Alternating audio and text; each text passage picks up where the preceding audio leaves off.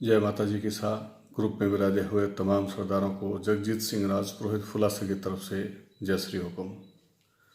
आज मैं एक राजपुरोहित होने के नाते मैं तमाम राजपूत मित्रों से निवेदन करना चाहूँगा। इस नवरात्रि के मौके पे मैं बैठा था, मुझे अचानक मेरे जहन में एक बात आई, क्यों नहीं मैं एक राजपुरोहित होने के नाते आप तक एक संदेश भेजूं। मित्रों, वो समय ज़्यादा दूर नहीं जहाँ पे आबरू बचाने के लिए, हिंदुत्व की रक्षा करने के लिए पुनः क्षत्रिय को खड़ा होना होगा। और क्योंकि जो स्थितियाँ देश में बन रही है, धीरे धीरे बदलाव आ रहे हैं, तो क्या मालूम किस समय वापस परिस्थिति को संभालनी पड़े। जिनके लिए आप लोगों का मजबूत होना, हिंदुत्व की रक्षा करने के लिए वैसे तो तमाम हिंदुस्तानी का फर्ज बनता है, पर ये बात हम मान के चलते हैं कि जिंदगी भर जो लड़े हैं, जो मार्शल कौम है, वही कौम आगे फिर भी लड़ सकती है। तो हिंदुत्व की रक्षा करने के लिए, धर्म की रक्षा करने के लिए आप लोगों को सतर्क रहना होगा। सतर्कता के लिए आप वैसे तो सतर्क हैं, पर जो हमें फिलहाल कहीं न कहीं हम लोग एक किसी चीज की भेंट चढ़ रहे हैं, जो है एक शराब का नशा। मित्रों, आप अदरवाइज नहीं लें। मैं ये नहीं कहता हूं कि आप पार्टी नहीं करें, मैं ये नहीं कहता हूं कि आप कहीं अपना जो है मान सम्मान कहीं बढ़ रहा हो और किस जगह आपको ऐसा लगे भाई कि हमारे कोई रिश्तेदार नातेदार आए हैं, तो एक मनवार के रूप की में बात अलग हो गई। पर नियमित रूप से सेवन करने वाले, कई बार थोड़ा कठोर जरूर है दोस्तों, सुनने में भी आपको ठीक नहीं लगेगा, पर एक क्षत्रिय कहीं रोड पे गिरा हुआ पड़ा रहे और लोग उसके ऊपर से जाए, ये हमें शोभा नहीं देता। सिर मोर, हमेशा सिर के मोर ही अच्छे लगते हैं, अपनी जगह पे अच्छे लगते हैं।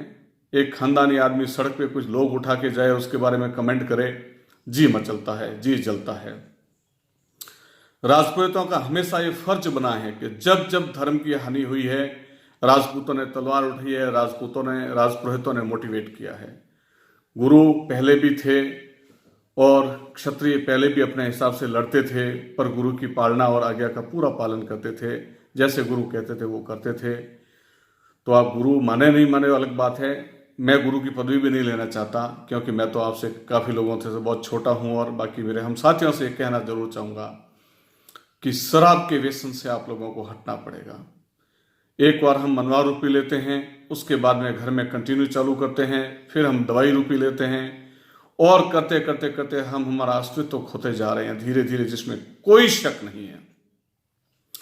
आज जहां देखो धीरे धीरे धीरे धीरे जमीनें बिकती जा रही है, धीरे धीरे हमारे घर बिकते जा रहे हैं, धीरे धीरे कई चीजों का नुकसान हो रहा है। जहां हमारी जो चीज होनी चाहिए थी, आज लोग उस पर अतिक्रमण करते हैं, लोग वो खरीद लेते हैं और हम उसको खो देते हैं। इस चीज का हमें बड़ा दुख होता है, और मेन एक ही कारण है, ताकत में सबसे ज्यादा हम, इज्जत में सबसे ज्यादा हम, उसके बावजूद भी हमारी चीजें बिक रही हैं, लोग खरीद रहे हैं। इसका मतलब हमने कुछ गलत तो किया है। गलत क्या किया है ये हम जानते हैं, कि शराब एक ऐसी चीज होती है जिसकी वजह से हम सब कुछ खो देते हैं। सबसे पहले तो हम हमारे परिवार को परेशान करते हैं। ये बिल्कुल खरी बात है कि शराब पी के आएंगे, फिर बेचारी औरतों की सहमत नहीं है। तो मैं सबके लिए नहीं कह रहा हूं, मैं तो कहूं 2% ही हो चाहे 5% हो, जो लोग हैं, जो पक्की बात है कि कहीं न कहीं हमें परेशानियां होती है, परिवार उससे जूझता है, बच्चे उस दृश्य को देखते हैं तो उनके मन में बड़ी आहत पैदा होती है कि हमारे पिताजी इतने भले आदमी होने के बावजूद, गांव में इतनी इज्जत होने के बावजूद आज हम सहमे हुए हैं। आपके बच्चे आपसे डरते हैं, सहमे हुए रहते हैं। औरतें, माताएं, बहनें सहमी हुई रहती है कि कुंवर साहब आ गए, ठाकुर साहब आ गए हैं, अभी पी के आए, इनसे बात नहीं करनी। इतना बड़ा गैप हमारे जीवन में अगर हमारे परिवार से पड़ जाए तो मैं इसको बहुत अच्छा नहीं समझता साहब। आप आज इसी वक्त माता जी के नाम को बदनाम करते हुए, मैं देखता हूं किसी मंदिर में जाने के बाद में आप शराब की बोतल लेके पधारते हैं, और वहां जाने के बाद में पार्टियां शार्टियां बुला के 1 नहीं, 2 नहीं, 10 नहीं, 50 बोतल खुल के, और जीव हत्या के बावजूद हम घर आते हैं और अपने आप में गर्वान्वित महसूस करते हैं कि हम क्षत्रिय हैं। साहब, क्षत्रियों को धर्म निभाने के लिए खाली शराब के पीछे पड़ना या मीट वगैरह खाने से क्षत्रिय धर्म नहीं निभेगा। आप लोगों की बहुत बड़ी जिम्मेवारी है, हिंदुत्व को बचाने की जिम्मेवारी है, और उस जिम्मेवारी के लिए इन चीजों से त्याग लेना होगा आपको। मैं बड़ा खरा बोलता हूं, बड़ी सत्य बात कहता हूं। आप लोगों को अपनी रक्षा करने के लिए, अपनी बहन बेटी की रक्षा करने के लिए, हिंदुत्व की रक्षा करने के लिए, और हम लोग बहुत बड़ी आशा लेके बैठे हैं। मैं राजपुरोहित होने के नाते प्रत्येक क्षत्रिय, प्रत्येक राजपूत से बड़े गर्व के साथ कहता हूं, मैं एक अधिकार समझते हुए कहता हूं कि आप इनसे वंचित हो जाएं, और अगर आपको ठीक लगे तो आज ही प्रण ले लें। ज्यादा लंबा समय लेने की आवश्यकता नहीं है। आज प्रण ले लें कि हमारे घर के अंदर, हमारे परिवार के अंदर इन चीजों का व्यसन नहीं होगा, नहीं होगा, नहीं होगा, नहीं होगा। पूरे परिवार को बचाएं, नहीं तो हमारे बच्चे लेंगे, नहीं हम लेंगे, नहीं बहन बेटी लेगी। क्योंकि वैसे मैं आपको बता दूं कि अगर हम शराब नहीं पीते हैं या मीट वगैरह छोड़ देते हैं तो उसके हजारों ऑप्शन और भी है। खाना पीना बॉडी के लिए जरूरी है, स्वास्थ्य के लिए अच्छा है। पीना तो कतई अच्छा नहीं है, पर खाना ठीक मानते हैं लोग, पर उसके ऑप्शन बाजार में इतने हैं कि हम बहुत कुछ खा के हमारे जीवन को बहुत अच्छा बना सकते हैं।